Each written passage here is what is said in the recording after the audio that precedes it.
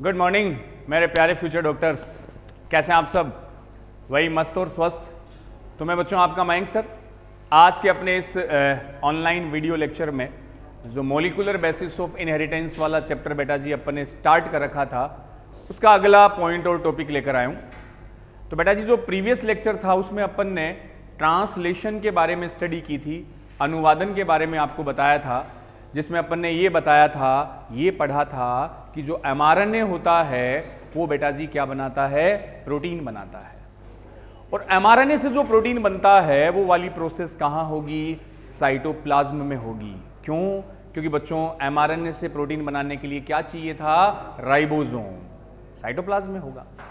आज उसका जो नेक्स्ट पॉइंट है बेटा जी बोर्ड पे लिखा हुआ है, देखिए आप, अपन ने लिखा regulation of gene expression, gene अभिव्यक्ति का नियमन।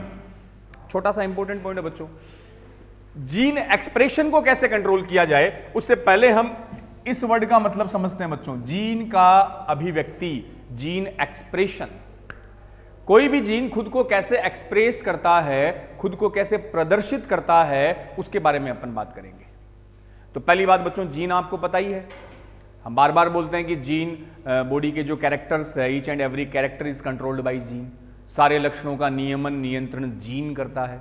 जीन जो बने होते हैं डीएनए के, इंफॉर्मेशन इसी के पास होती है बच्चों।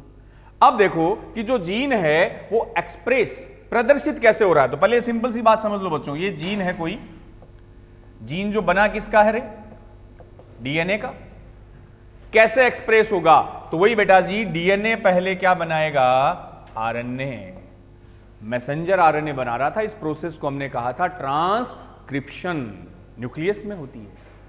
अब ये जो आरएनए है बच्चों, कल प्रीवियस लेक्चर में आपने पढ़ा एमआरएनए से आगे क्या बना? प्रोटीन बना, ट्रांसलेशन थी।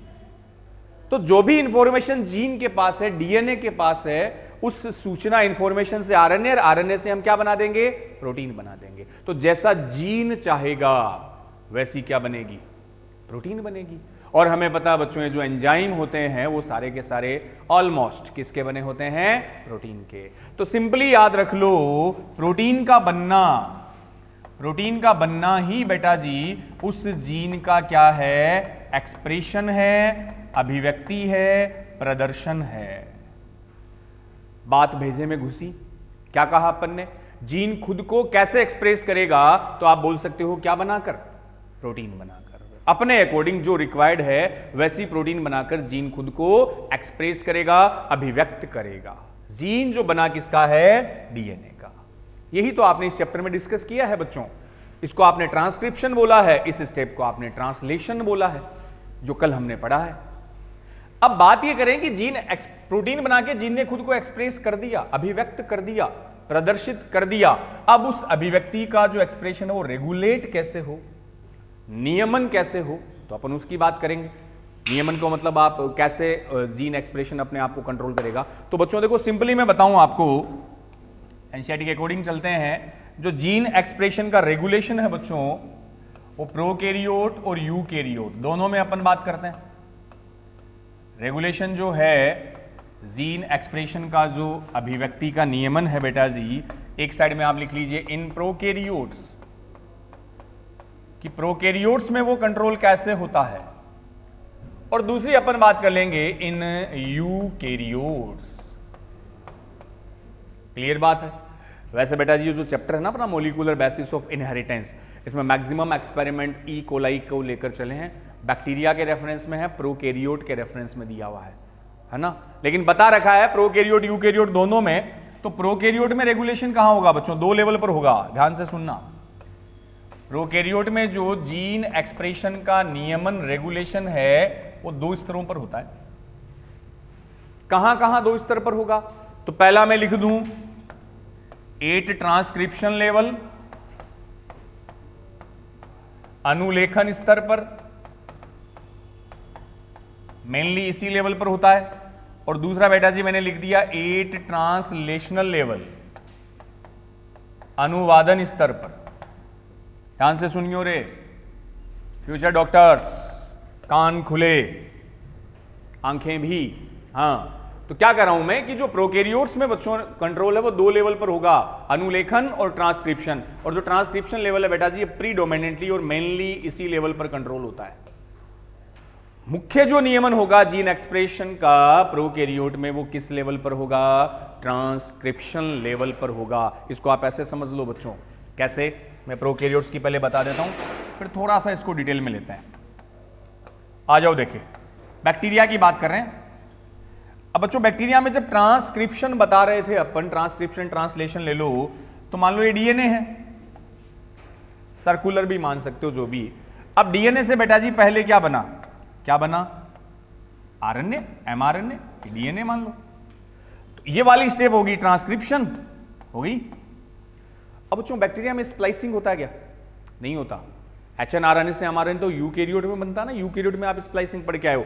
अब बैक्टीरिया में न्यूक्लियस, प्रोकैरियोट में न्यूक्लियर मेम्ब्रेन और होती नहीं, तो एक लाइन वहां भी बताई थी मैंने आपको कि बैक्टीरिया में बच्चों जो ट्रांसक्रिप्शन और ट्रांसलेशन है वो एक ही कंपार्टमेंट, एक ही चैम्बर में होते हैं, साथ साथ भी हो सकते हैं। ट्रांसक्रिप्शन भी वहीं हो रहा है, ट्रांसलेशन भी वहीं हो रहा है, क्योंकि न्यूक्लियर मेम्ब्रेन तो अलग से है ही नहीं। अब यही आरएनए आगे कहां क्या बना रहा है, ये बेटा जी आगे प्रोटीन बना रहा है। इस प्रोसेस को बोल दिया ट्रांसलेशन। तो पूरी ट्रांसक्रिप्शन और ट्रांसलेशन एक ही जगह चल रही है। न्यूक्लियस साइटोप्लाज्म में कोई डिफरेंशिएशन, कोई विभेदन नहीं है। तो हम बोल सकते हैं, अब सुनो, अगर बच्चों ट्रांसक्रिप्शन को ब्लॉक कर दिया जाए, क्या कहा मैंने, ट्रांसक्रिप्शन को रोक दें, तो प्रोटीन बनेगा, नहीं बनेगा। और प्रोटीन नहीं बनेगा मतलब वो जीन खुद को एक्सप्रेस नहीं कर पाएगा। क्लियर। तो अगर ट्रांसक्रिप्शन को हमने ब्लॉक, अवरुद्ध कर दिया तो प्रोटीन फॉर्मेशन नहीं होगा, प्रोटीन नहीं बनेगा मतलब एक्सप्रेशन नहीं हुआ। अगर ट्रांसलेशन को ब्लॉक कर दें तो भी प्रोटीन नहीं बना, मतलब जीन खुद को एक्सप्रेस नहीं कर पाया। तो प्रोकैरियोट में एक्सप्रेशन का जो रेगुलेशन है वो दो लेवल पर होगा, ट्रांसक्रिप्शन पर, ट्रांसलेशन पर। बट बेटा जी एक आंसर देना हो, मेनली पूछे, मुख्य रूप से पूछे, प्रीडोमिनेंटली पूछे, तो आप बताओगे कौन से लेवल पर, ट्रांसक्रिप्शन। यही है, इसको बंद कर दो तो आगे ट्रांसलेशन भी नहीं होगा। क्लियर है। अब चलो इस तरफ आते हैं, थोड़े से एडवांस की ओर आते हैं। एडवांस है हम यूकैरियोट। यूकैरियोट में बेटा जी जो पूरा कंट्रोल है, रेगुलेशन 4 स्तरों पर होता है, 4 लेवल्स। प्रोकैरियोट में 2 लेवल पर था, यूकैरियोट में रेगुलेशन कितने लेवल पर, 4 लेवल पर होगा। 4 लेवल कौन कौन से होंगे, बिल्कुल सीधे तरीके से सब पीछे आप पढ़ के आए हो, यूकैरियोट में समझ लो। अब यूकैरियोट में बेटा जी न्यूक्लियस, न्यूक्लियर मेम्ब्रेन तो अलग है। ये मान लो न्यूक्लियस कंसीडर कर लिया मैंने, ये मान लो बच्चों न्यूक्लियस में डीएनए ले लिया, जीनोम डीएनए है। डीएनए से सबसे पहले क्या बना, एमआरएनए बना कि एचएनआरएनए बना, एचएनआरएनए, हेटेरोजीनस बोला था ना एचएनआरएनए, तो फर्स्ट यहां बनता है एचएनआरएनए। फिर बच्चों न्यूक्लियस के अंदर ही एचएनआरएनए से क्या बनेगा, एमआरएनए, सब पढ़ रखा है आपने। फाइनली जो एमआरएनए है वो कहां आएगा, वो बेटा जी न्यूक्लियस के बाहर आएगा, क्योंकि जो आगे की प्रोसेस है ना वो तो साइटोप्लाज्म में होनी है। तो न्यूक्लियर मेम्ब्रेन में जो पोर होते हैं, इनसे बेटा जी कौन आया, इनसे आया एमआरएनए, बाहर आ गया साइटोप्लाज्म में। अब वहां ये जो एमआरएनए है आगे फाइनली क्या बना देगा, प्रोटीन बना देगा। समझे बात को। तो ट्रांसक्रिप्शन और स्प्लाइसिंग तो हुआ न्यूक्लियस में, पीछे की बात ही बता रहा हूं मैं आपको बच्चों, और ट्रांसलेशन कहां चल रहा है, साइटोप्लाज्म में। तो इस एक्सप्रेशन को, प्रोटीन बनने को आप 4 लेवल पर कंट्रोल कर सकते हो। कौन कौन से लेवल पे, पहला बोलो बोलो बोलो बोलो, पहला ये ट्रांसक्रिप्शन पर। अगर ट्रांसक्रिप्शन रोक दे तो प्रोटीन नहीं बनेगा, फर्स्ट लेवल ये हो गया। दूसरा लेवल ये रहा, इसको नाम दिया स्प्लाइसिंग लेवल। एचएनआरएनए से एमआरएनए बनना बच्चों स्प्लाइसिंग होता ना, अगर स्प्लाइसिंग को रोक दें तब भी प्रोटीन नहीं बना। क्लियर। तीसरा लेवल देखो बच्चों, एमआरएनए आगे कहां आ रहा है, साइटोप्लाज्म में आ रहा है, इन न्यूक्लियर पोर से साइटोप्लाज्म में आ रहा है। तो अगर एमआरएनए साइटोप्लाज्म में नहीं आए, न्यूक्लियस में रह जाए, तो क्या प्रोटीन बनेगा, और प्रोटीन बनने के लिए तो राइबोसोम चाहिए। राइबोसोम कहां है? साइटोप्लाज्म में। तो अगर एमआरएनए साइटोप्लाज्म में नहीं आए तब भी प्रोटीन नहीं बनेगा। और फोर्थ लेवल ये आ गया, ट्रांसलेशन। ट्रांसलेशन नहीं हो तब भी प्रोटीन नहीं बनेगा। तो यूकैरियोट में जो एक्सप्रेशन है उसे आप 4 लेवल पे कंट्रोल कर सकते हो बालकों। कौन से 4 लेवल? 1 बाय 1 आप लिख सकते हो। फर्स्ट आया क्या? 8 ट्रांसक्रिप्शन लेवल। कौन सा स्तर आया बच्चों? अनुलेखन, ट्रांसक्रिप्शन। सेकंड में लिखूंगा 8 splicing level, 8 splicing level. Transcription और स्प्लाइसिंग दोनों न्यूक्लियस में होता है, बताई हुई बात है। स्प्लाइसिंग का मतलब भी बता रखा आपको, एचएनआरएनए से किसका बनना? एमआर। तो एचएनआरएनए से एमआरएनए बनना क्या कहलाया? स्प्लाइसिंग लेवल कहलाया। थर्ड की बात करें तो थर्ड क्या हो गया? ट्रांसपोर्टेशन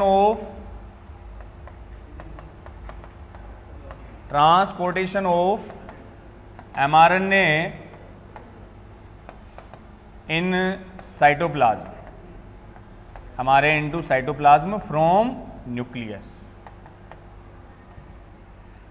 तो एमआरएनए का कोशिका द्रव्य से, एमआरएनए का केंद्रक से कोशिका द्रव्य में स्थानांतरण, वो लेवल भी है।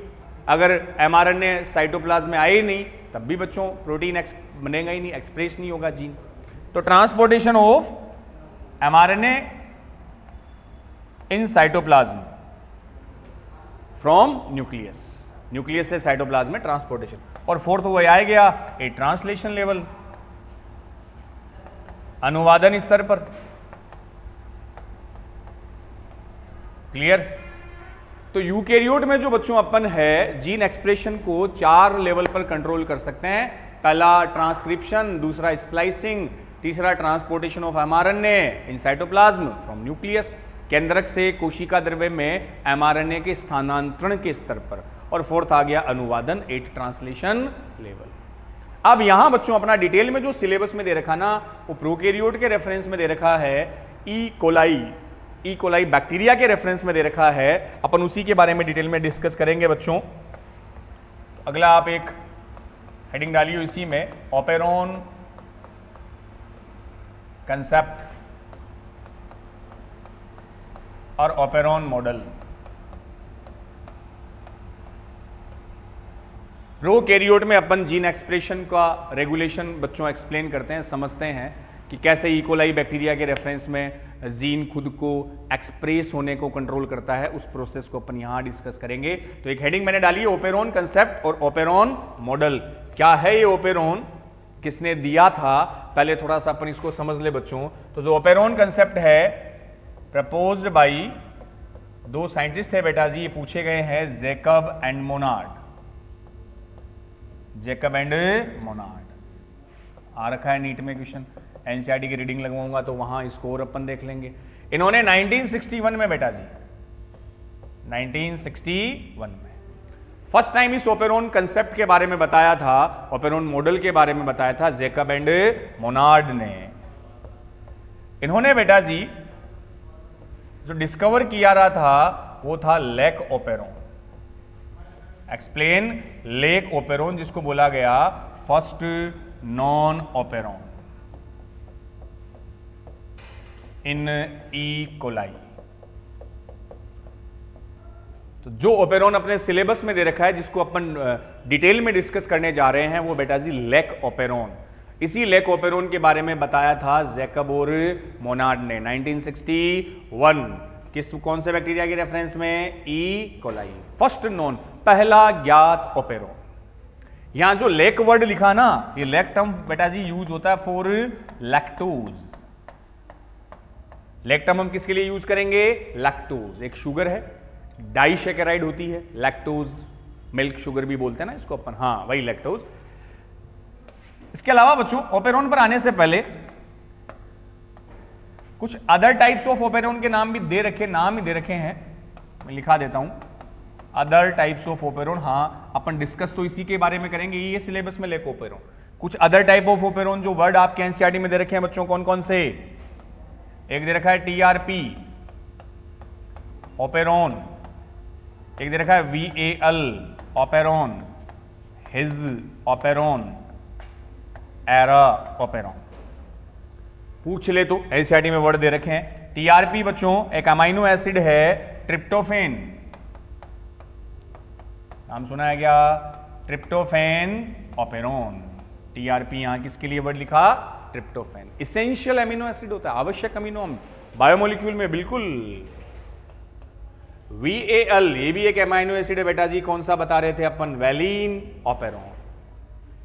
जेनेटिक कोड में भी आया था ना GUG। हाँ, हिज भी एक अमीनो एसिड है, हिस्टिडीन, हिस्टिडीन ओपेरॉन। ARA ये बेटा जी अरेबिनोज ओपेरॉन। ये तो अलग अलग नाम से ध्यान रख लेना। TRP for tryptophan, VAL for valine, his for histidine, era for arabinose operon. यहां जो हम डिटेल में डिस्कस करने जा रहे हैं वो कौन सा है? Lac operon. लेक माने लैक्टोज, जिसके बारे में बताया किसने? जैकब एंड मोनार्ड ने 1961 में। एक्सपेरिमेंट था किस पर? ये ओपेरॉन किस पर बताया गया? E coli, bacteria prokaryotes. अब उससे समझने से पहले बेटा जी, लेक ओपेरॉन को समझने से पहले जो वर्ड ओपेरॉन है इसका थोड़ा सा मीनिंग समझ लो। ओपेरॉन क्या है? लेक का मतलब तो हम समझ गए, लेक का मीनिंग लैक्टोज है। लैक्टोज एक डाइसेकेराइड शुगर होती है, शर्करा होती है। ओपेरॉन बच्चों क्या है? तो ओपेरॉन देखियो क्या है। ओपेरॉन बेटा जी सेगमेंट ऑफ DNA। यहां ओपेरॉन का मीन है DNA का एक सेगमेंट, एक टुकड़ा, एक खंड, सेगमेंट ऑफ DNA। तो DNA का सेगमेंट है प्रोकैरियोट में, उसको ओपेरॉन बोला है। अब बच्चों आपको पता है DNA पर कौन प्रेजेंट होती है? DNA पर जीन होती है। जहां होती है उस साइट को आप लोकस बोलते हो। तो DNA पर स्पेसिफिक जीन होती है, विशेष प्रकार की जीन उपस्थित होती है। तो यहां हम बात कर रहे हैं ई कोलाई प्रोकैरियोट में एक स्पेशल DNA का टुकड़ा सेगमेंट है, जिसको क्या नाम दिया गया? ओपेरॉन कहा गया। और बच्चों ये DNA का सेगमेंट है, तो DNA का सेगमेंट है तो इस पर क्या प्रेजेंट होगी? Having specific type of gene. इस ओपेरॉन पर कुछ विशेष प्रकार की जीन उपस्थित होती है, क्योंकि DNA तो है, DNA तो जीन होगी। वो जीन कौन सी है हम उसको समझते हैं, उसी से बेटा जी ओपेरॉन आपके इजीली माइंड में घुसेगा, क्लियर होगा। ओपेरॉन, ओपेरॉन का मतलब DNA का एक सेगमेंट। DNA है तो उस पर कौन होगी? जीन होगी। वो स्पेशल जीन कौन सी है, विशिष्ट जीन कौन सी है, उसको बता रहे हैं बच्चों आप लिखना साथ साथ। एक मैंने लिखा रेगुलेटर जीन, या पहले स्ट्रक्चरल जीन लिख लो फर्स्ट। संरचनात्मक जीन, स्ट्रक्चरल जीन। दूसरी साइड में बेटा जी आप लिख लेना रेगुलेटर सीक्वेंस और कंट्रोलर जीन, नियामक अनुक्रम, नियामक अनुक्रम। जीन ही ये जीन बनाते हैं। और स्ट्रक्चरल जीन को हिंदी में क्या बोल सकते हैं? संरचनात्मक जीन, संरचनात्मक जीन। तो ओपेरॉन एक DNA का सेगमेंट टुकड़ा है, उस टुकड़े पर क्या होगी? विशेष प्रकार की जीन प्रेजेंट होगी। यहां हम दो जीन के नाम आपके सामने बोर्ड पे लिखे मैंने, इनके रोल भी अभी अपन डिस्कस करेंगे बच्चों। पहली स्ट्रक्चरल जीन, संरचनात्मक जीन, संरचना स्ट्रक्चर बनाएगी, प्रोटीन बनाएगी। और दूसरी रेगुलेटर सीक्वेंस, कंट्रोलर जीन भी बोल देते हैं इसको, कंट्रोल करने वाली जीन इनमें आती है, कंट्रोलर जीन, कंट्रोल करने वाली जीन होगी। अब जो रेगुलेटर जीन है बेटा जी, इसमें एक आता है, नाम ही रेगुलेटर जीन आ गई, इसको रिप्रेजेंट आई से किया जाता है। लिख ले तो पहले आप साथ साथ लिख लो। एक बच्चों आएगी प्रमोटर जीन, प्रमोटर जीन। एक आएगी ऑपरेटर जीन।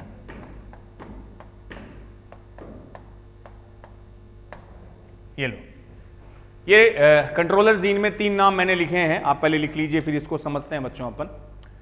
रेगुलेटर जीन जिसको रिप्रेजेंट किया आई से, क्या इनका रोल है 1 by 1। प्रमोटर जीन जिसको रिप्रेजेंट करेंगे हम पी से, ऑपरेटर जीन को बेटा जी रिप्रेजेंट करेंगे O से, रेगुलेटर को I से। I मतलब यहां इनहिबिटर है, संदमक है, निरोधक है। लिखो, फिर समझते हैं कौन सी जीन का क्या रोल है। ठीक है, फिर आपके ओपेरॉन कंसेप्ट क्लियर होगा। तो पहले मैं रेगुलेटर जीन I की बात करूं तो बेटा जी यहां I का मीन होगा, ये भी समझ लेना आप, इनहिबिटर। I माने क्या? इनहिबिटर। इनहिबिटर मतलब इनहिबिट ही करेगा ना, किसी को रोकेगा ही। किसको रोक रहा है? तो जो रेगुलेटर जीन है बेटा जी, इसका काम है फॉर्मेशन ऑफ रिप्रेशर प्रोटीन। ये एक संदमक प्रोटीन का निर्माण करती है। ये अभी आपको लिखना है, आप जो आप ओपेरॉन समझेंगे ना बेटा जी, वहां सारे वर्ड आ जाएंगे। Formation of refresher protein. तो रेगुलेटर जीन बच्चों जिसको I से आपने रिप्रेजेंट किया, और वो क्या बना रहा है? फॉर्मेशन ऑफ रिप्रेशर प्रोटीन, एक संदमक प्रोटीन बना रहा है। संदमक का मतलब जो रोकेगा। किसको क्या रोकेगा अभी समझेंगे हम। प्रमोटर P, ये बेटा जी इसमें लिखो, प्रोवाइड अटैचमेंट साइट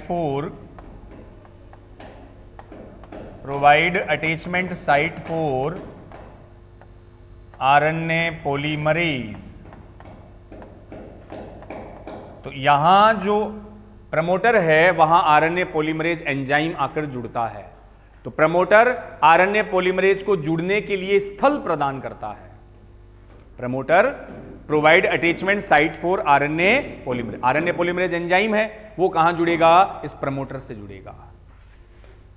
ऑपरेटर का बेटा जी रोल होगा ऑपरेट करना, कंट्रोल करना। तो ऑपरेटर क्या करेगा? Regulate activity of structural gene, संरचनात्मक जीन की एक्टिविटी को कंट्रोल करेगा। ऑपरेट, चलाना, ऑपरेट करता है बच्चों। तो इन तीनों जीन के मैंने रोल बोर्ड पे लिखे हैं। ये समझ में तब आएंगे जब अब अपन बच्चों उस ओपेरॉन को पूरा थोड़ा सा डिटेल में लेके चलूंगा मैं। यहां पहले मैंने आपको बता दिया, क्या बता दिया, फिर से आओ एक बार बोर्ड पे, कि एक ओपेरॉन बच्चों क्या है? ओपेरॉन एक डीएनए का सेगमेंट मान लो, डीएनए का टुकड़ा मान लो। और डीएनए का सेगमेंट हो तो उस पर कौन है? उस पर स्पेशल टाइप ऑफ जीन है। यहां हम जो जीन की बात करेंगे वो बेटा जी एक तो होगी स्ट्रक्चरल जीन, संरचनात्मक जीन। यही स्ट्रक्चरल जीन है। देखो स्ट्रक्चर जीन का काम वही है, स्ट्रक्चर बनाएगी। किसकी स्ट्रक्चर बना रही है? तो स्ट्रक्चरल जीन बेटा जी इसका रोल होगा, स्ट्रक्चरल जीन का काम है ये वो प्रोटीन का फॉर्मेशन ऑफ प्रोटीन। प्रोटीन से आगे एंजाइम बनते हैं। तो जीन का काम ही तो था। जीन क्या करता बच्चों? डीएनए से आरएनए, आरएनए से प्रोटीन बनाना। वो जो प्रोटीन बन रहा ना, वो कौन बना रही है? स्ट्रक्चरल जीन बना रही है। इस प्रोटीन बनने को ही देखो कंट्रोल किया जा रहा है, तभी तो आपने जीन एक्सप्रेशन बोला था। तो प्रोटीन या एंजाइम स्ट्रक्चरल जीन बनाएगी, उसे कंट्रोल करने वाली ये कंट्रोलर जीन है, जिसको आप रेगुलेटर सीक्वेंस भी बोलते हो, जो 3 है। रेगुलेटर जीन को हमने I बोला, I का मतलब इनहिबिटर, जो क्या बनाएगा? रिप्रेशर प्रोटीन बनाएगा, संदमक प्रोटीन बनाएगी, रोकेगी किसी न किसी को। प्रमोटर प्रमोट करेगा, इससे कौन जुड़ेगा? RNA पॉलीमरेज एंजाइम आकर इससे जुड़ता है। और ऑपरेटर का मतलब जो ऑपरेट करे, ये स्ट्रक्चरल जीन की एक्टिविटी को कंट्रोल करेगा। ये एक बार देख लियो। अब चलो अपन पूरी मैकेनिज्म प्रोसेस पे आते हैं। ये सारी बातें वहां आएगी बच्चों। अब आप इसको अपन समझते हैं। हेडिंग अपन वही लेक ओपेरॉन की बात कर रहे हैं। यहां जो आपके सिलेबस में दे रखा है उसी को मैंने उठाया, लेक ओपेरॉन। लेक माने यहां लैक्टोज। क्या है लेक ओपेरॉन? और इसकी बच्चों 2 कंडीशन की अपन बात करेंगे। पूरा किसके रेफरेंस में है? ई कोलाई के रेफरेंस में दे रखा है। किसके रेफरेंस में? ई कोलाई बैक्टीरिया के रेफरेंस में। तो पहले मैं आपको एक छोटी सी बात बता दूं बच्चों, कि कोई भी सेल होती है ना, चाहे वो बैक्टीरिया ई कोलाई की भी सेल क्यों ना हो, कोई भी सेल हमेशा सोर्स ऑफ एनर्जी, भाई सेल है, जिंदा लिविंग सेल है, तो बेटा जी एटीपी बनाएगी, ऊर्जा। एनर्जी बनाने के लिए वो किसको यूज करती है? तो आप एक रिएक्शन खूब बार पढ़ते हो, देखते हो, सुनते हो, समझते हो, glucose in presence of oxygen, CO2, H2O, ATP। भाई एरोबिक अगर रेस्पिरेशन हो रहा है तो अपन रॉ मटेरियल या सोर्स ऑफ एनर्जी के रूप में हमेशा किसको यूज करेंगे? ग्लूकोज को यूज करेंगे। सेल हमेशा किसको काम में लेगी? ग्लूकोज को। तो वो ग्लूकोज यहां पर भी उसका कोई एक्सेप्शन नहीं है। अगर ई कोलाई के पास ग्लूकोज है, ई कोलाई के पास अगर ग्लूकोज है तो बेटा जी वो ग्लूकोज से ही क्या बनाएगा? एनर्जी बनाएगा। लेकिन अगर ग्लूकोज नहीं है, वो कंडीशन ले रहे हैं अपन, अगर ग्लूकोज ना हो तब बेटा जी वो किसको यूज करेगा? लैक्टोज। अब लैक्टोज भी एज इट इज यूज नहीं होगा। लैक्टोज डाइसैकेराइड है और आपने डाइजेशन वाले चैप्टर में पढ़ भी रखा है बच्चों, लैक्टोज का ब्रेकडाउन होता है ग्लूकोज और गैलेक्टोज में। ध्यान आया? तो कहने का मतलब यह है कि कोई भी सेल हो वो बेटा जी ग्लूकोज का ही ऑक्सीडेशन करेगी, ग्लूकोज से ही एटीपी बनाएगी। तो अगर उसके पास ग्लूकोज है तो उसे बाकी किसी से मतलब नहीं है, वो ग्लूकोज लेकर ऑटोमेटिकली क्या बना देगी? एटीपी। हम यहां एक कंडीशन लेके आ रहे हैं, केस लेके आ रहे हैं बच्चों। पहला केस देखना, इसमें फर्स्ट केस लिखा, आपको बोल दिया इन एब्सेंस ऑफ लैक्टोज, अगर मीडियम में लैक्टोज एब्सेंट है तो क्या होगा? जहां बैक्टीरिया ग्रो कर रहा है वहां बच्चों लैक्टोज नहीं है, बिना लैक्टोज के लैकोपेरोन कैसे चलेगा? स्विच ऑन होगा कि ऑफ होगा, हम उसकी बात करते हैं। अब वो पूरी बातें बेटा जी समझते हैं। जो ओपेरोन हमने बताया था, मान लो ये ओपेरोन, ये डीएनए का एक क्या है? सेगमेंट है, ठीक है। ये यहां प्रमोटर, इनहिबिटर, प्रमोटर, ऑपरेटर और 3 यहां स्ट्रक्चरल जीन ZYA। ये हमने एक ओपेरोन बनाया है, उसमें P का मीन अभी बताया था प्रमोटर, I माने इनहिबिटर, O ऑपरेटर, ZYA ये 3 है बेटा जी क्या? Structural gene. ZYA 3 यहां क्या है? स्ट्रक्चरल जीन है, ठीक है। ये ओपेरोन मान लो। थोड़ा सा इसको मॉडिफाइड कर देते हैं, थोड़ा सा और मॉडिफाइड करते हैं। हाँ बन गया बच्चों, ये लो, ये यहां मैंने लिख दिया O माने क्या है? ऑपरेटर। तो ठीक है, ओपेरोन ले रहे हैं अपन। ओपेरोन पे आ गया P promoter, I inhibitor, O operator और 3 स्ट्रक्चरल जीन है ZY और A। अब देखो सबका रूल क्या है। हम ऐसी कंडीशन ले रहे हैं बेटा जी जब लैक्टोज मीडियम में क्या है? एब्सेंट है, जब लैक्टोज अनुपस्थित है। अब क्या होगा? आई का काम क्या था? इनहिबिटर था ना, रिप्रेशर। जीन है, ये जीन ही तो है। जीन का मतलब डीएनए, तो पहले डीएनए क्या बनाएगा? आरएनए। आरएनए से क्या बनेगी? प्रोटीन। पहले ट्रांसक्रिप्शन फिर ट्रांसलेशन। तो बेटा जी जो आई है पहले बनाएगा, ये मान लो एक एमआरएनए बनाया, ये प्रोसेस है ट्रांसक्रिप्शन। एमआरएनए आगे ये बना देगा, क्या बना देगा? ये बेटा जी एक प्रोटीन बना देगा। और जब आप पीछे देखोगे, पीछे पढ़ोगे तो कौन सी प्रोटीन बनी है?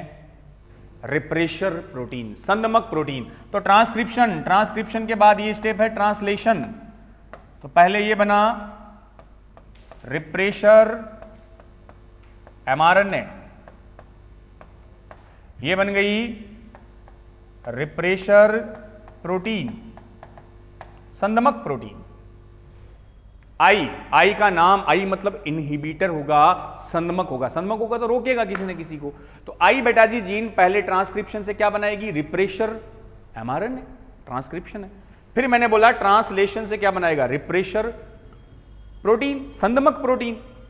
रिप्रेशर का मतलब बेटा जी क्या है? संदमक प्रोटीन, संदमक प्रोटीन।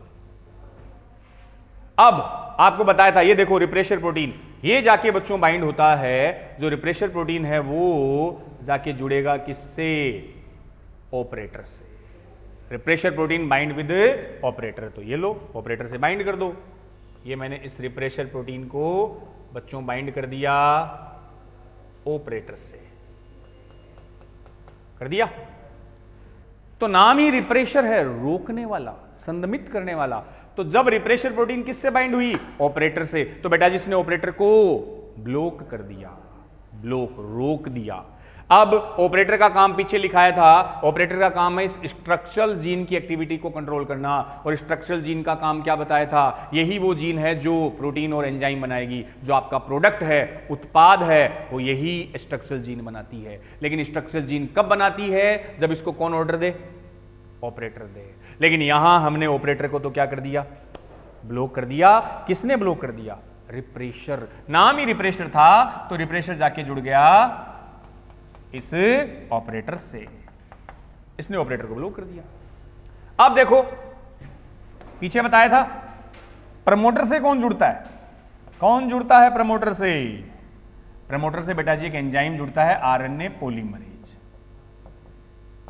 आरएनए पॉलीमरेज तो जुड़ता है प्रमोटर से।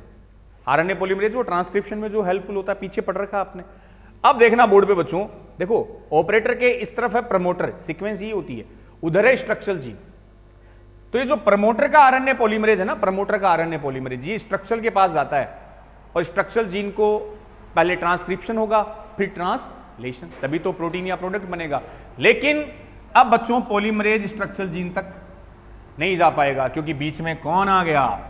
रिप्रेशर आ गया, बैरियर आ गया, बाधा आ गई। तो कहने का मतलब जैसे ही रिप्रेशर प्रोटीन ऑपरेटर से जुड़ा, ऑपरेटर अपना ब्लॉक हो गया। अब स्ट्रक्चरल को ऑर्डर नहीं बनेगा, बिना ऑर्डर के स्ट्रक्चरल जीन प्रोटीन का प्रोडक्शन नहीं करेगी। क्लियर? तो रिप्रेशर प्रोटीन क्या होगा? Bind with operator. तो जो रिप्रेशर प्रोटीन है बेटा जी, वो किसके साथ बंधित होगी? ऑपरेटर के साथ बंधित होगी, और ये ऑपरेटर को क्या कर देगी? ब्लॉक कर देगी। इसका रिजल्ट ये होगा, इसका रिजल्ट ये होगा, क्या होगा? इसका रिजल्ट ये होगा बच्चों, जो स्ट्रक्चरल जीन है ये न तो ट्रांसक्रिप्शन करेगा ना ही ट्रांसलेशन करेगा, काम ही नहीं कर रहा। इसको ऑपरेटर ने ऑर्डर ही नहीं दिया, इसको पास पॉलीमरेज आया ही नहीं, क्योंकि बीच में रिप्रेशर आ गई।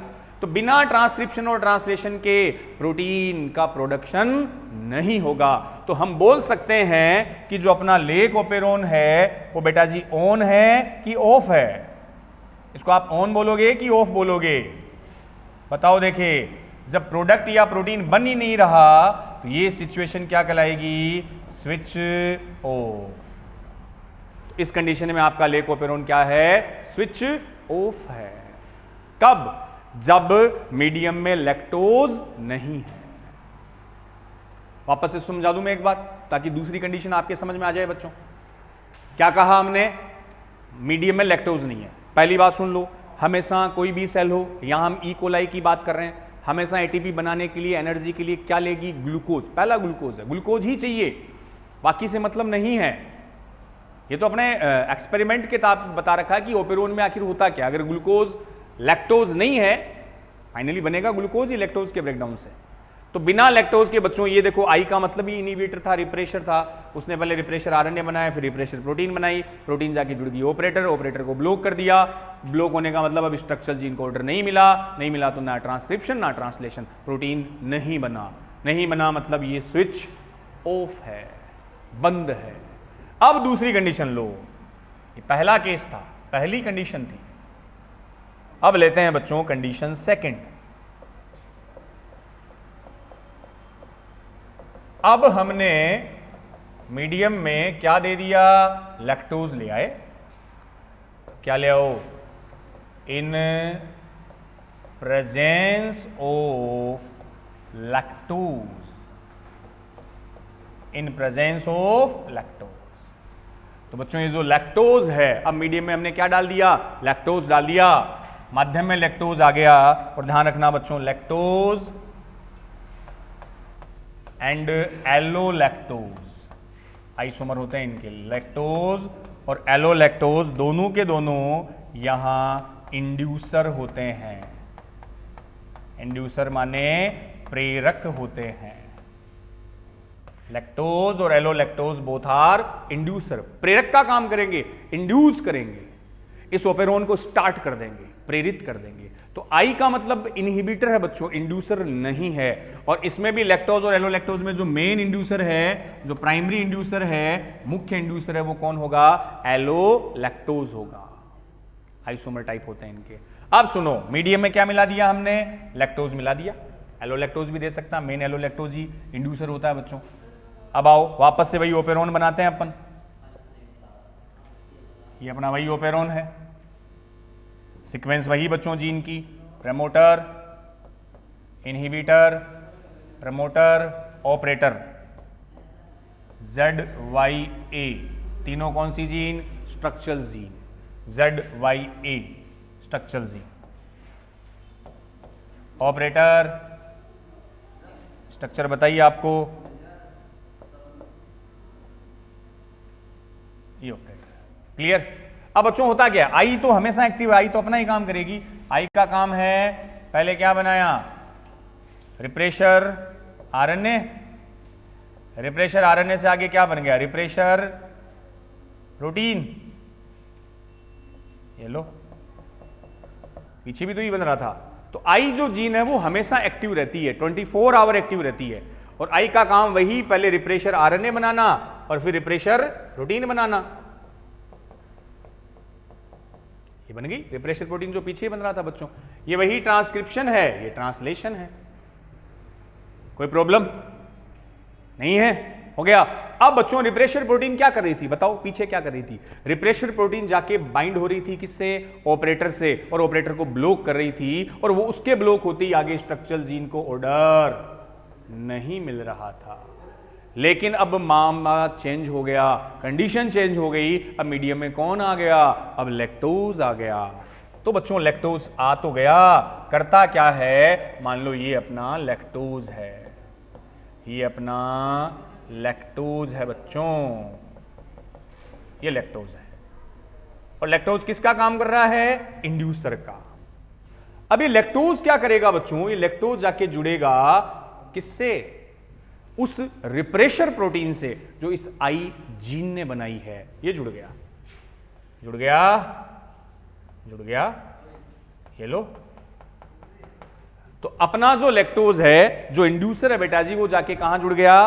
वो जुड़ गया रिप्रेशर प्रोटीन से। अब तक रिप्रेशर प्रोटीन एक्टिव थी। एक्टिव का मतलब वो ऑपरेटर से जाकर जुड़कर उसको ब्लॉक कर रही थी। लेकिन जैसे ही रिप्रेशर से कौन जुड़ा? लैक्टोज जुड़ा। लैक्टोज के जुड़ते ही बच्चों ये जो अपना रिप्रेशर प्रोटीन है, ये जुड़ते ही रिप्रेशर प्रोटीन बेटा जी क्या हो गई? इनएक्टिव हो गई। समझ गए बात?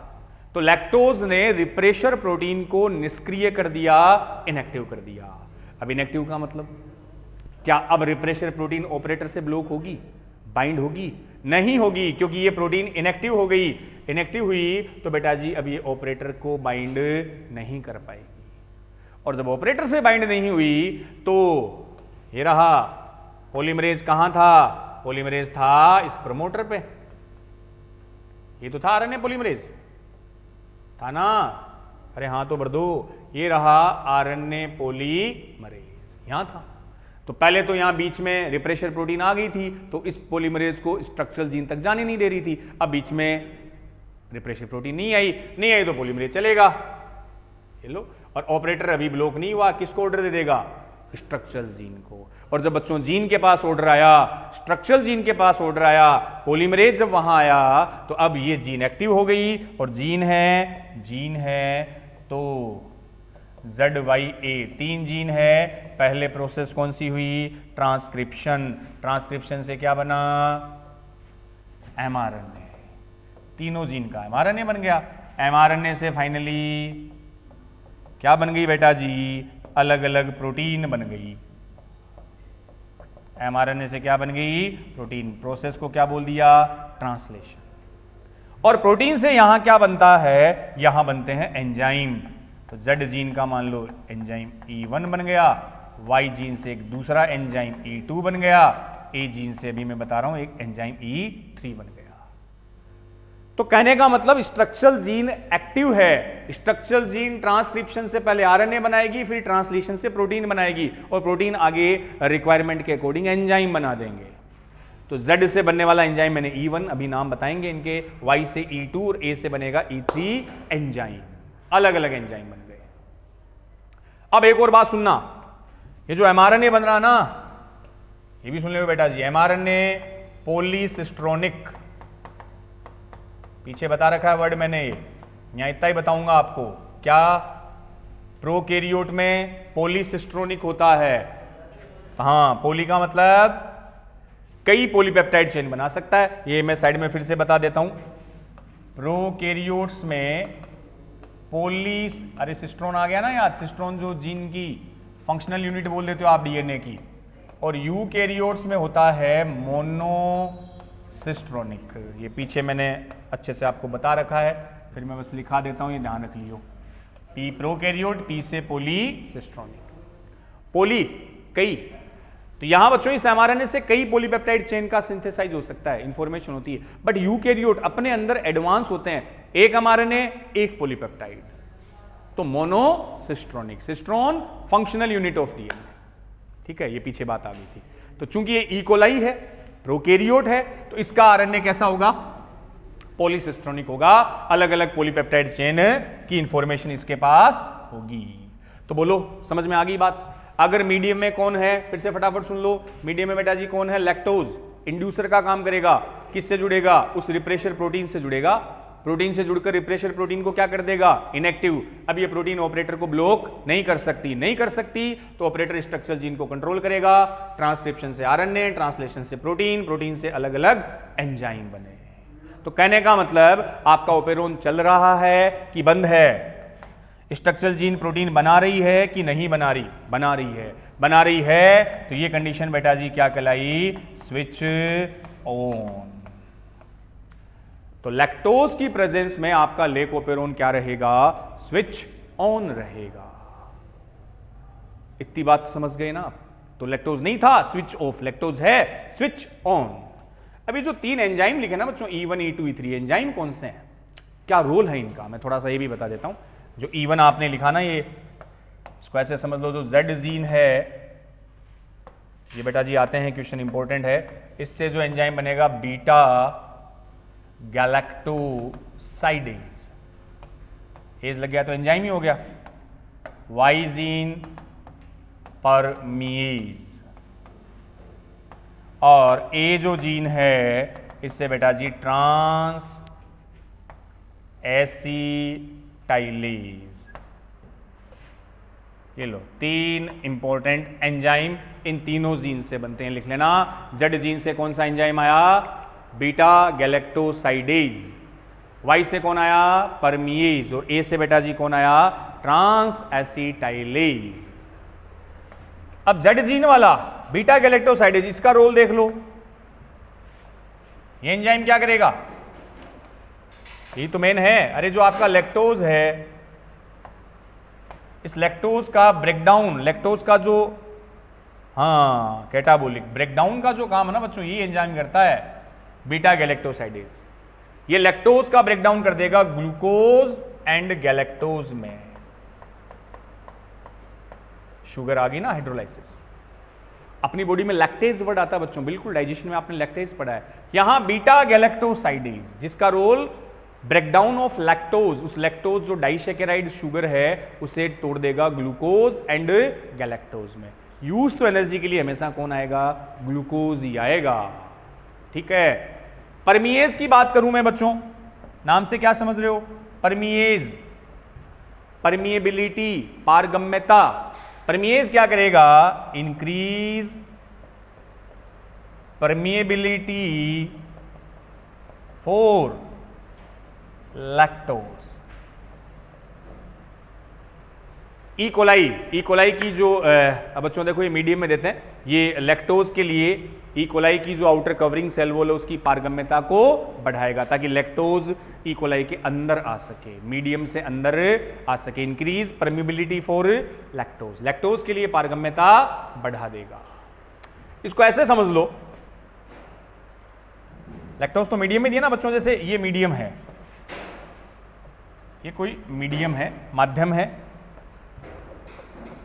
ये मीडियम, इस मीडियम में आपने लैक्टोज दिया है, और ये मान लो बैक्टीरिया है यहाँ, ये बैक्टीरिया ई कोलाई, इस बैक्टीरिया के अंदर तो लेक ओपेरोन इसी के तो अंदर तो चल रहा है, ओपेरोन इसके अंदर ही तो है। ये मान लो कोई ओपेरोन में बना दिया, ये जो PI बना रहे ना इसके अंदर ही तो है ये ना। तो अब हमने मीडियम में यहां क्या दिया, ये लैक्टोज यहां दिया, मान लो ये मीडियम में आपने क्या दिया है, लैक्टोज। तो बच्चों मीडियम से लैक्टोज बैक्टीरिया के अंदर जाएगा ना, अंदर जाएगा तभी तो ग्लूकोज बनेगा, वो सोर्स ऑफ एनर्जी उसको यूज करेगा। तो इस लैक्टोज को मीडियम से ई कोलाई के अंदर एंट्री करवानी है, ये मीडियम है, ये बैक्टीरिया ई कोलाई है, तो बैक्टीरिया के अंदर चल रहा है ओपेरोन, तो डीएनए तो सब वही है ना, जीन वगैरह। तो इस ई कोलाई की सेल वॉल की परमीबिलिटी, पारगम्यता लैक्टोज के लिए बढ़ाई जाए, तभी तो लैक्टोज अंदर जाएगा, अंदर जाएगा तभी तो ओपेरोन वगैरह स्टार्ट होंगे, लैक्टोज आएगा तभी तो इंड्यूसर का काम करेगा। इस परमीबिलिटी को बढ़ाने का काम बेटा जी कौन करेगा, परमीएज करेगा। परमीएज से परमीबिलिटी बढ़ी तो ये लैक्टोज अब जाएगा ई कोलाई बैक्टीरिया के अंदर, वहां जाके लेकोपेरोन स्टार्ट कर देगा, स्विच ऑन कर देगा, फिर बीटा गैलेक्टोसाइडेज बनेगा, वो लैक्टोज को ग्लूकोज और गैलेक्टोज में तोड़ देगा। अब छोटा सा माइंड में क्वेश्चन ये भी आता है कि सर लैक्टोज अंदर जाने के लिए क्या चाहिए, परमीएज, और परमीएज तो बन किससे रहा है, वाई जीन से। वाई जीन एक्टिव कब हो रही है, जब लैक्टोज हो, तभी तो स्विच ऑन हुआ है। तो जब लैक्टोज ही नहीं था तो ये एंजाइम बना कैसे सर, हमें बावली समझ रखा गया सर, बताओ कैसे बना। अरे बच्चों इसका आंसर ये है, एनसीईआरटी में भी ये दे रखा है कि कुछ अमाउंट में पहले से ही बैक्टीरिया के पास लैक्टोज अवेलेबल होता है, कुछ जीन का एक्सप्रेशन बैक्टीरिया के अंदर पहले से ही होता है, मिनिमम लेवल पे मान सकते हो, लो लेवल पर मान सकते हो। तो थोड़ा बहुत लैक्टोज पहले ही है, पहले जब लैक्टोज अंदर है तो ओपेरोन चला है, ओपेरोन चला है तो परमीएज बना है, परमीएज बना है तो इसकी सेल वॉल की परमीबिलिटी बढ़ी है तो बाहर से अब कौन आ जाएगा, लैक्टोज बाहर से ज्यादा आ जाएगा। लैक्टोज ज्यादा आ जाएगा तो प्रॉपर अपना ओपेरोन मॉडल चलता रहेगा। तो थोड़ी बहुत अमाउंट में लो लेवल पर ये ओपेरोन पहले से ही, लेक ओपेरोन पहले से ही बैक्टीरिया में एक्सप्रेस हो रहा होता है। ठीक है, जब एनसीईआरटी रीडिंग लगाऊंगा तो ये मैं बता दूंगा। क्लियर। तो परमीएज का काम लैक्टोज के लिए इस ई कोलाई की परमीबिलिटी सेल वॉल को बढ़ा दे ताकि लैक्टोज उसके अंदर एंट्री कर सके। तीसरा जो एंजाइम है ट्रांस एसिटाइलेज, ऐसे तो ज्यादा रोल नहीं, इसका याद रखो तो रख लेना। ट्रांस का मतलब होता है ट्रांसफर, एसिटाइलेज का मतलब एसिटाइल। ये एंजाइम एसिटाइल ग्रुप को ट्रांसफर करता है बीटा गैलेक्टोसाइडेज के पास, टॉक्सिसिटी कम करने के लिए ऐसा बताते हैं। तो ट्रांस का मतलब ट्रांसफर, स्थानांतरण, किसका, एसिटाइल ग्रुप का, किसको, बीटा गैलेक्टोसाइडेज को। Transfer acetyl group to beta galactosidase, acetyl को एंजाइम में से लेकर ट्रांसफर कर देता है। बाकी यही दो मेन एंजाइम है, Z और Y, बीटा गैलेक्टोसाइडेज और परमीएज। तो लैक्टोज की प्रेजेंस में स्विच ऑन और लैक्टोज की एब्सेंस में स्विच ऑफ। बिल्कुल समझ गए अच्छे से। अब एक क्वेश्चन भी कराऊंगा, उससे पहले सुनो, स्विच ऑन भी कब रहता है ये भी देख लियो बच्चों। कंडीशन, अगर हमने कहा मीडियम में लैक्टोज है, माध्यम में लैक्टोज प्रेजेंट है तो आपने बोल दिया कि भाई वो स्विच ऑन है। पीछे भी क्वेश्चन दे रखा है, एनसीईआरटी में पूछ भी रखा है, ये स्विच ऑन रहेगा कब तक। तो बच्चों तब तक स्विच ऑन रहेगा जब तक लैक्टोज मेटाबॉलिकली एक्टिव रहे। अगर लैक्टोज पूरी तरह से काम आ गया, मेटाबोलाइज्ड हो गया, खत्म हो गया, उसके बाद फिर से स्विच ऑफ हो जाएगा। अरे लैक्टोज का काम क्या था, ये तो था कि जो रिप्रेशर प्रोटीन बनी हुई थी, ये रिप्रेशर प्रोटीन थी, इस रिप्रेशर प्रोटीन के साथ कौन बाइंड हो गया था, लैक्टोज बाइंड हो गया था ना बच्चों। कौन बाइंड हो गया था, लैक्टोज, और लैक्टोज ने बाइंड होकर उसको इनएक्टिव कर दिया था। इस लैक्टोज का ब्रेकडाउन ऑफ बीटा गैलेक्टोसाइडेज करेगा। तो जब तक लैक्टोज है तब तक स्विच ऑन रहेगा, लेकिन जैसे ही लैक्टोज पूरी तरह से मेटाबोलाइज्ड हो गया, काम आ गया, उसके बाद फिर से स्विच ऑफ हो जाएगा। क्लियर। तो लैक्टोज की प्रेजेंस में स्विच ऑन, और बेटा जी जब लैक्टोज कंप्लीटली मेटाबोलाइज्ड हो जाए, यूज हो गया मतलब, तो फिर से अगेन ये क्या हो जाएगा, स्विच ऑफ हो जाएगा। समझ गए आप बात।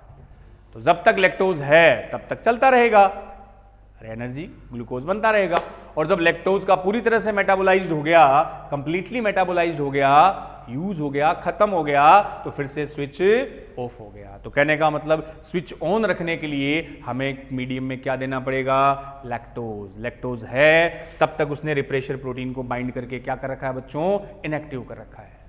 अगर लैक्टोज गया तो रिप्रेशर प्रोटीन उस ऑपरेटर से जुड़ के उसको फिर से ब्लॉक कर देगी, और ब्लॉक होने का मतलब अब स्ट्रक्चरल जीन फिर प्रोडक्ट या प्रोटीन फॉर्मेशन नहीं कर पाएगा। घुस गई बात सेरेब्रम में? घुस गई? समझ गए सारे फंडे? चलो अब मैं क्वेश्चन आपको बताता हूं बच्चों, अच्छा क्वेश्चन आया था, जेनेटिक्स से मिलाकर आया था, म्यूटेशन से कनेक्ट होकर आया था। एक जीन है, वही 3 जीन थी ना, ZYA। इस सीक्वेंस में याद रखना बच्चों, 3 जीन है, ZY और A। तो एक क्वेश्चन बच्चों अपन डिस्कस करते हैं, जीन आपकी ZYA आपको सीक्वेंस पता है, इसी सीक्वेंस में बीटा गैलेक्टोसाइडेज, परमिएज और ट्रांसएसिटाइलेज। क्वेश्चन क्या आया था? देखो अच्छा क्वेश्चन आया था म्यूटेशन से कनेक्ट होकर कि if nonsense mutation occurs in Y gene of lake operon, if nonsense mutation occurs in Y gene of lake operon, then enzyme के रेफरेंस में पूछा था कौन सा, which of the following enzyme will synthesise और not. तो इसको आप मैं पूरा प्रैक्टिकली आपको समझा दूं बच्चों। पहले तो आप ये समझ लो ये म्यूटेशन क्या होते हैं, मैंने जेनेटिक्स में क्लियर कर रखा है। म्यूटेशन उत्परिवर्तन, changes, sudden changes, genetic material में जो चेंज आता है, अचानक जो परिवर्तन आते हैं वो म्यूटेशन कहलाते हैं। अब ये नॉनसेंस म्यूटेशन क्या है? नॉनसेंस, जिस म्यूटेशन का कोई मतलब नहीं हो। इसको आप ऐसे समझ लो बच्चों, जेनेटिक कोड याद है आपके? बिल्कुल याद है। 3 आपको मैंने ऐसे कोडोन बताए थे जिनको आप नॉनसेंस कोडोन भी बोलते हो, stop codon, termination codon, nonsense codon बताए थे। तो कहने का मतलब बच्चों म्यूटेशन अगर हुआ तो अगर नॉर्मल कोड, सुन लेना, कोई भी नॉर्मल जेनेटिक कोड या कोडोन म्यूटेशन के बाद वो स्टॉप कोडोन में कन्वर्ट हो जाए और नॉनसेंस कोडोन में कन्वर्ट हो जाए, बिल्कुल सीधी सी बात। क्या कहा मैंने कि नॉर्मल जेनेटिक कोड, अरे टोटल 64 आए थे, 64 में से वो 3 कैसे थे?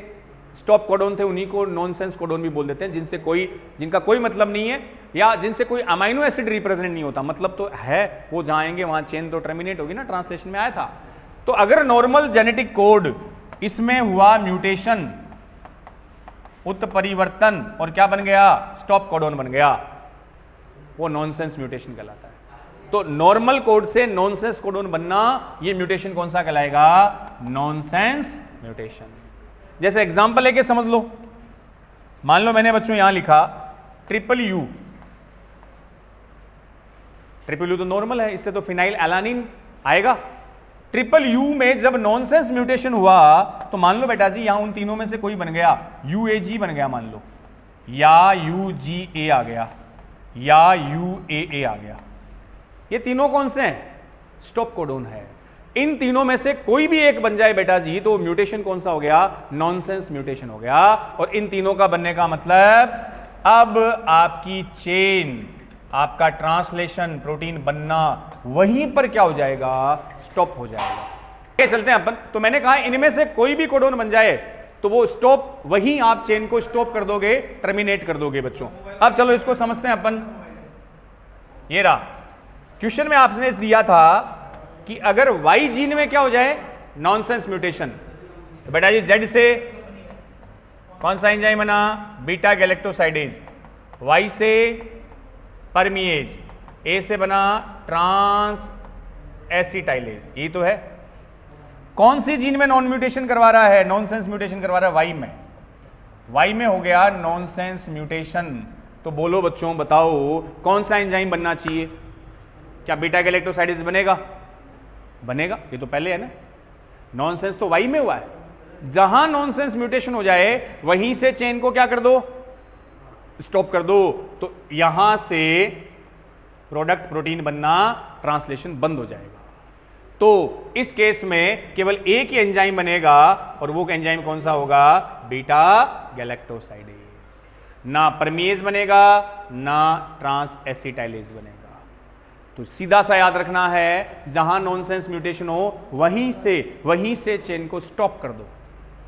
अब मान लो क्वेश्चन ऐसे दे देता आपसे बच्चों, क्या बोल देता, if nonsense mutation occurs in A gene, अगर नॉनसेंस म्यूटेशन ए जीन में हो जाए, सीक्वेंस ही होगी ZYA, तो कौन सा एंजाइम बनेगा? तो बेटा जी बीटा गैलेक्टोसाइडेज बनेगा, परमिएज भी बनेगा, लेकिन ट्रांस एसिटाइलेज नहीं बनेगा। जहां नॉनसेंस म्यूटेशन वहीं स्टॉप कोडोन बन गया। स्टॉप कोडोन का मतलब चेन बंद हो गई। आपसे बोल दे अगर नॉनसेंस म्यूटेशन जेड जीन में हो जाए, जेड जीन में नॉनसेंस म्यूटेशन हो, तब कौन सा एंजाइम बनेगा? कोई सा नहीं बनेगा। यहां नॉनसेंस होते ही यहीं से चेन स्टॉप हो गई, यही होगी, तो फिर आगे कोई एंजाइम प्रोड्यूस नहीं होगा। समझ गए बात? तो लैक ओपेरोन बच्चों अपन ने आप डिस्कस किया, और लेक का मीन जहां लैक्टोज था, ओपेरोन आपको बता दिया सेगमेंट ऑफ डीएनए होता है बच्चों। तो एनसीईआरटी के सिलेबस में तो अपने लेक ओपेरोन ही दे रखा है।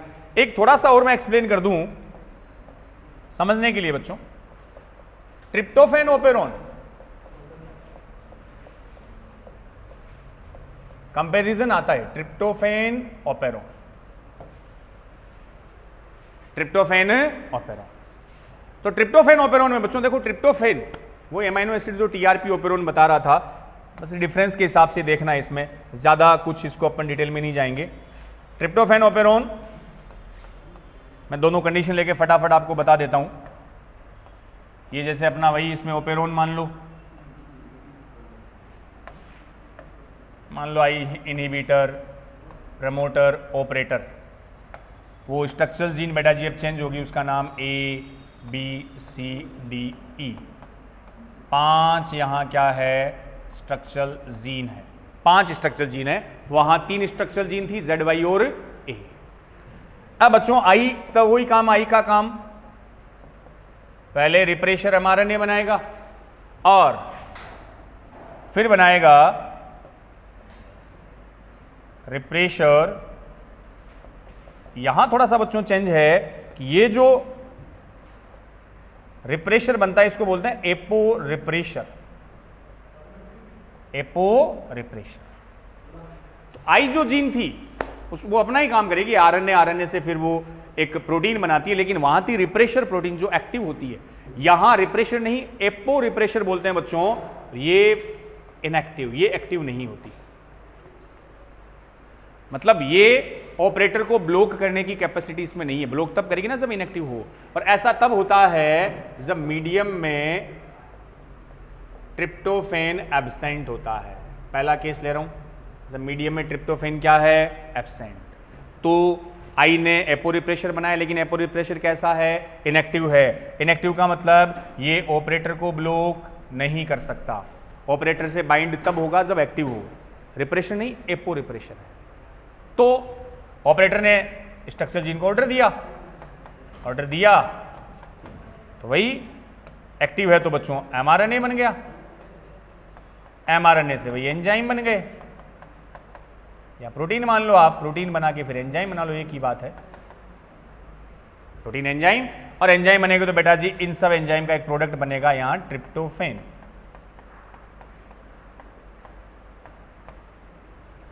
तो मीडियम में ट्रिप्टोफैन नहीं है, मीडियम में ट्रिप्टोफैन नहीं लिया अपन ने, तो बेटा जी एपो रिप्रेशर ऑपरेटर को ब्लॉक नहीं कर पाया तो ऑपरेटर ने स्ट्रक्चर जीन को बोला तो वो ट्रांसक्रिप्शन भी हुआ, ट्रांसलेशन भी हुआ, और उसने अपना एंजाइम बना दिया। ये ट्रिप्टोफैन तो छोड़ो, आप इससे कंफ्यूज हो गए, सीधा इतना याद रख लो बस, क्योंकि ज्यादा ये है नहीं अपने सिलेबस में।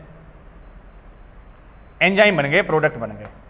तो बनने का मतलब फिलहाल जो आपका ट्रिप्टोफैन ओपेरोन है वो स्विच ऑन है, पहली कंडीशन। इसी में दूसरी कंडीशन ले ली बच्चों, अब मीडियम में ट्रिप्टोफैन आ गया, इन प्रेजेंस ऑफ ट्रिप्टोफैन। अब हम मीडियम में क्या मिला दें? ट्रिप्टोफैन अगर प्रेजेंट हो तब क्या होगा? पहले तो एब्सेंट था, प्रेजेंट हो तब क्या होगा? इनहिबिटर, प्रमोटर, ऑपरेटर, वही 5 स्ट्रक्चरल जीन। तो बच्चों इनहिबिटर का वही काम, आरएनए, ये लो क्या बनाया इसने? रिप्रेशर नहीं, यहां बेटा जी अभी क्या नाम दिया था अपन ने? Apo refresher. लेकिन अगर मीडियम में ट्रिप्टोफैन हो, ये ट्रिप्टोफैन, तो बेटा जी ट्रिप्टोफैन यहां काम करता है को रिप्रेशर का। ध्यान से सुनियो, बस थोड़ी सी नई चीज है। ये ट्रिप्टोफैन काम करेगा को रिप्रेशर का, और ये जाके जुड़ जाएगा इस एपो रिप्रेशर से। ये जाके जुड़ जाएगा इस एपो रिप्रेशर से। ये लो, ये एपो रिप्रेशर है, ये ट्रिप्टोफैन है। ट्रिप्टोफैन जो यहां काम करता है को रिप्रेशर का, सह संदमक का। तो बन एपो रिप्रेशर रहा था, एपो रिप्रेशर इनएक्टिव था, उसमें ऑपरेटर को ब्लॉक करने की कैपेसिटी नहीं थी। लेकिन अब मीडियम में कौन आया? ट्रिप्टोफैन आया। ट्रिप्टोफैन किसका काम कर रहा है? को रिप्रेशर का। तो जब को रिप्रेशर एपो रिप्रेशर से जुड़ेगा, जुड़ते बेटा जी ये एक्टिव हो जाएगा। क्या हो जाएगा? एक्टिव। और एक्टिव होते ही अब ये जाके ब्लॉक कर देगा। किससे जाके जुड़ जाएगा? ऑपरेटर से। ये लो, ये जाके जुड़ गया ऑपरेटर, ऑपरेटर हो गया ब्लॉक। ब्लॉक होती बेटा जी अब स्ट्रक्चरल जीन को ऑर्डर नहीं मिला, नहीं मिला तो ना ट्रांसक्रिप्शन और ना ही ट्रांसलेशन। मतलब ये जो ओपेरोन है वो हो गया स्विच ऑफ, ये हो गया स्विच ऑफ। बात समझ में आई क्या? थोड़ा सा मैं एक बार समझा दूं। सिलेबस में लैक ओपेरोन ही है, कई बार कंपैरिजन का आ जाए इसलिए मैंने बता दिया बच्चों। लैक ओपेरोन में क्या होता है कि जब मीडियम में लैक्टोज नहीं होता तब तक वो ऑफ रहता है। जैसे मीडियम में लैक्टोज देंगे, लैक्टोज का नाम था इंड्यूसर, वो उस ओपेरोन को इंड्यूस करेगा, प्रेरित करेगा, स्टार्ट करेगा। तो जैसे ही लैक्टोज आया, आते ही उसने रिप्रेशर प्रोटीन के साथ जुड़कर रिप्रेशन को इनएक्टिव कर दिया। जब रिप्रेशर इनएक्टिव हो गया तो ऑपरेटर स्ट्रक्चरल जीन को बोल के प्रोडक्ट एंजाइम बना देगा। स्विच ऑन, चल रहा है, प्रोटीन बन रहा है, प्रोडक्ट बन रहा है, तो स्विच ऑन है। ट्रिप्टोफैन में थोड़ा सा उल्टा है। ट्रिप्टोफैन ओपेरोन में बच्चों क्या है? जब मीडियम में ट्रिप्टोफैन नहीं है तब तो स्विच ऑन है। क्यों? क्योंकि यहां रिप्रेशर नहीं, यहां एपो रिप्रेशर बनता है, और एपो रिप्रेशर इनएक्टिव होता है, वो डायरेक्ट ऑपरेटर से बाइंड नहीं हो पाएगा। लेकिन जैसे ही मीडियम में कौन आया? ट्रिप्टोफैन आया। ट्रिप्टोफैन यहां किसका काम करेगा? को रिप्रेशर का। को रिप्रेशर किससे जुड़ेगा? एपो रिप्रेशर से। और एपो रिप्रेशर को क्या कर देगा? ये एक्टिव होती है ऑपरेटर को ब्लॉक कर देगा। ब्लॉक करती बेटा जी आगे ट्रांसक्रिप्शन ट्रांसलेशन कुछ नहीं हुआ और स्विच ऑफ हो गया। तो लेक ओपेरोन, ध्यान से सुनो, लेक ओपेरोन लैक्टोज की प्रेजेंस में स्विच ऑन होता है, वाइल ट्रिप्टोफैन ओपेरोन ट्रिप्टोफैन की प्रेजेंस में स्विच ऑफ होता है। ठीक है, अब लास्ट इन दोनों का मैं कंपैरिजन करवा देता हूं फटाफट।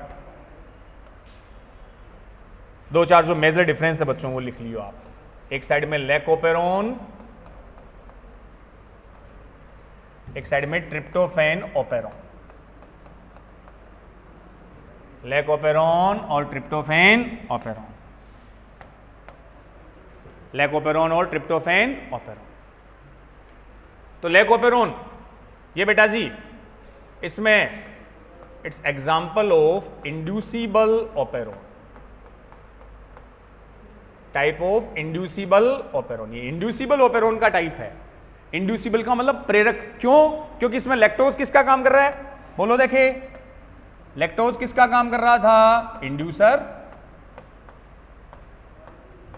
इसमें लैक्टोज बेटा जी इंड्यूसर का काम करता है, इसलिए हम इसको क्या बोल देंगे? Inducible operon.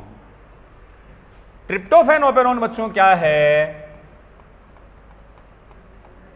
रिप्रेसिबल ओपेरोन है। ये काम करेगा रिप्रेसिबल ओपेरोन का। रिप्रेसिबल क्यों? क्योंकि इसमें बेटा जी जो ट्रिप्टोफैन है वो किसका काम कर रहा है? को रिप्रेशर का। संदमक ओपेरोन इंड्यूसिबल, इंड्यूस प्रेरित करने वाला, क्योंकि लैक्टोज इसे इंड्यूस करता है, प्रेरित करता है। वाइल ट्रिप्टोफैन बच्चों को रिप्रेशर, उसको रिप्रेश करेगा, रोकेगा, संदमित करेगा। So it's example of repressible operon. आपके पास ये है तो इंड्यूसिबल वर्ड याद रखियो। नेक्स्ट बच्चों, lac operon normally switch on होता है कि स्विच ऑफ होता है? स्विच ऑफ होता ना, इन जनरल तो ऑफ ही होता है क्योंकि ग्लूकोज ही यूज होता है, लेकिन जब लैक्टोज आ जाएगा तो क्या हो जाएगा, स्विच ऑन हो जाएगा। इन जनरल लेक ऑपरेरॉन सामान्यतया नॉर्मली स्विच ऑफ होता है, लेकिन जैसे ही लैक्टोज आया स्विच ऑन हो जाएगा। शुरू में स्विच ऑफ था क्योंकि लैक्टोज तो आप मीडियम में मिलाते हो, पहले तो ग्लूकोज ही है, तो जैसे ही आया वो स्विच ऑन हो जाएगा। और ये नॉर्मली बच्चों जब ट्रिप्टोफैन नहीं था तब तक स्विच ऑन था, और जैसे ही बेटा जी ट्रिप्टोफैन आया ये स्विच ऑफ हो गया, ये स्विच ऑफ हो गया। बिठा दे बस, छोड़ दिया 5 मिनट में। तो नॉर्मली बच्चों लैकोपेरॉन स्विच ऑफ होता है, लेकिन लैक्टोज की प्रेजेंस में वो स्टार्ट ऑन हो जाता है। ये नॉर्मली स्विच ऑन है, but in presence of tryptophan क्या हो गया, स्विच ऑफ हो गया। अगला डिफरेंस, लैकोपेरॉन है ये कैटाबोलिक होता है बेटा जी। Example of catabolic operon, catabolic का मतलब ब्रेकडाउन होता ना, क्योंकि लैक्टोज बीटा गैलेक्टोसाइडेज जो बनाएगा उसकी प्रेजेंस में टूटेगा, ग्लूकोज और गैलेक्टोज में टूटना कैटाबोलिक। इसमें ट्रिप्टोफैन या रॉ मटेरियल से बेटा जी ट्रिप्टोफैन सिंथेसाइज होता है एनाबोलिक। हो रहा था ना ट्रिप्टोफैन रॉ मटेरियल से, एनाबोलिक है। इसमें उस लैक्टोज का ब्रेकडाउन होता है, जो प्रोडक्ट बीटा गैलेक्टोसाइडेज बन रहा है वो लैक्टोज को तोड़ रहा है, ब्रेकडाउन कर रहा है ग्लूकोज और गैलेक्टोज में, तो ये कैटाबोलिक है, वो एनाबोलिक है। लास्ट डिफरेंस, दोनों ही बच्चों एग्जाम्पल ऑफ नेगेटिव रेगुलेशन, ये सुनियो समझियो, ये भी एग्जाम्पल होगा, it's example of negative regulation. Both are example of negative regulation, दोनों ही ऋणात्मक नियमन का उदाहरण है। ये बेटा जी क्या है, both are example of negative regulation, ऋणात्मक नियमन। फिर से एक बार देखो, लास्ट वाला मैं समझाता हूं उससे पहले। लैकोपेरॉन इंड्यूसिबल है क्योंकि लैक्टोज इंड्यूसर का काम करता है, लैक्टोज की प्रेजेंस में स्विच ऑन होता है, स्टार्ट होता है। ट्रिप्टोफैन रिप्रेसिबल था क्योंकि ट्रिप्टोफैन वहां रिप्रेशर है, को रिप्रेशर है, रोकेगा। ये कैटाबोलिक है, ब्रेकडाउन होता है, इसमें सिंथेसिस होता है, तो एनाबोलिक है। दोनों नेगेटिव रेगुलेशन है। नेगेटिव रेगुलेशन का सीधा सा मतलब समझ लो बच्चों, नेगेटिव रेगुलेशन का मतलब कि जो रेगुलेटर जीन है, रेगुलेटर जीन दोनों में कौन सी थी, आई थी ना। रेगुलेटर जीन का प्रोडक्ट ऑफ रेगुलेटर जीन अगर इनहिबिट कर दे और ब्लॉक कर दे एक्टिविटी ऑफ ऑपेरॉन, उसको आप बोल दोगे नेगेटिव रेगुलेशन। टर्म क्या यूज करोगे, नेगेटिव रेगुलेशन। सुनना इस बात को, क्या कहा हमने, इंपॉर्टेंट लाइन है। रेगुलेटर जीन का प्रोडक्ट, रेगुलेटर जीन थी आई, तो जब लैकोपेरॉन पढ़ रहे थे तो आई से क्या बन रहा था बेटा जी, रिप्रेशर प्रोटीन बन रही थी। और जब रिप्रेशर प्रोटीन उसका प्रोडक्ट था, प्रोडक्ट रिप्रेशर प्रोटीन मान लिया था हमने, वो ओपेरॉन ओ से जुड़कर उसको क्या कर रही थी, ब्लॉक कर रही थी। उसकी प्रेजेंस में प्रोडक्ट या प्रोटीन नहीं बन रहा था, तो हमने उसको क्या कहा, नेगेटिव। ट्रिप्टोफैन ओपेरॉन में भी यही था बच्चों, रेगुलेटर जीन का प्रोडक्ट एपो रिप्रेशर मान लो, वो भी जब ट्रिप्टोफैन से जुड़ रही थी तो बेटा जी एक्टिव हो रही थी, और जब ओपेरॉन से जुड़ेगी तो उसकी एक्टिविटी को इनहिबिट कर देगी या तो ब्लॉक कर देगी। मतलब कोई भी रेगुलेटर जीन का प्रोडक्ट अगर ओपेरॉन से जुड़े और ओपेरॉन की एक्टिविटी इनहिबिट हो जाए, ब्लॉक हो जाए, तो बेटा जी आप उसके लिए क्या वर्ड यूज करोगे, नेगेटिव यूज करोगे। और इसके उल्टा मैं बोल दूं, अगर रेगुलेटर जीन का प्रोडक्ट ओपेरॉन से जुड़कर उसकी एक्टिविटी बढ़ा दे, then it's called positive regulation. लेकिन अपने जो सिलेबस में वैसे तो लैकोपेरॉन ही है, वो किसका एग्जाम्पल है, नेगेटिव, क्योंकि रेगुलेटर जीन का प्रोडक्ट जो है आर रिप्रेशर प्रोटीन, वो ऑपरेटर से बाइंड होकर उसकी एक्टिविटी को इनहिबिट और ब्लॉक कर देगी, इनहिबिट और block activity of operator operon. अब एक लास्ट लाइन बच्चों एनसीईआरटी में थोड़ा सा ये भी दे दिया कि जो लैकोपेरोन है ऑल्सो एक्सप्लेन और example of positive regulation, positive regulation को भी बताता है। हालांकि बोल दिया कि अपने सिलेबस की जो रेंज है उसके बाहर का है, फिर भी आ जाए तो इन जनरल क्वेश्चन है ना कि lac operon is example of positive और नेगेटिव, तो बेटा जी आप किसको सिलेक्ट करोगे? Negative regulation. बट उसने एनसीईआरटी ने दे दिया कि कई बार ये पॉजिटिव रेगुलेशन भी शो करता है, रिप्रेजेंट करता है। तो मैं बता दूं कब करता है। तो एक बेटा जी प्रोटीन है CAP, catabolite activator protein, catabolite activator protein. इस प्रोटीन की प्रेजेंस में कैटाबोलाइट एक्टिवेटर प्रोटीन अगर याद रख सकते हो आप, तो ये बेटा जी जो प्रोटीन है ये क्या करेगी? Increase efficiency of RNA polymerase, increase efficiency of RNA polymerase की एफिशिएंसी बढ़ा देगी। अब बच्चों आपके सेरेब्रम में बात घुसी हुई है कि जो RNA पॉलीमरेज है वही तो ट्रांसक्रिप्शन को स्टिमुलेट करेगा। तो सिंपल सी बात है, CAP एक ऐसा प्रोडक्ट है, एक ऐसी प्रोटीन है जो जब जुड़ेगी ओपेरोन से तो पॉलीमरेज की एफिशिएंसी बढ़ेगी। पॉलीमरेज की एफिशिएंसी बढ़ने का मतलब ट्रांसक्रिप्शन भी स्टिमुलेट होगा, स्विच ऑन, तब आप इसको पॉजिटिव बोल देना। लेकिन इन जनरल क्वेश्चन आए तो lac operon is example of negative regulation, because regulator gene की प्रोटीन ओपेरोन से जुड़कर उसकी एक्टिविटी को ब्लॉक करती है, रोकती है, इनहिबिट करती है, then it's called negative. Clear? तो आज के लेक्चर में बच्चों अपन ने रेगुलेशन ऑफ जीन एक्सप्रेशन के बारे में डिस्कस किया, लैकोपेरोन के बारे में डिस्कस किया। मोल बायो में से बेटा जी 5 से 6 क्वेश्चन आते हैं, उनमें से एक क्वेश्चन इस लैकोपेरोन वाले पॉइंट से लगभग पूछ लिया जाता है। तो अगले लेक्चर में मैं आपको HGP और फिंगरप्रिंटिंग के बारे में बताऊंगा। देन बेटा जी एनसीईआरटी की लाइन टू लाइन हम रीडिंग लगाएंगे और फिर प्रीवियस ईयर एग्जाम के क्वेश्चन सॉल्व करेंगे। ठीक है, मिलते हैं अगले लेक्चर में, तब तक वही मस्त रहें, स्वस्थ रहें, स्टडी में व्यस्त रहें। थैंक यू, जय हिंद।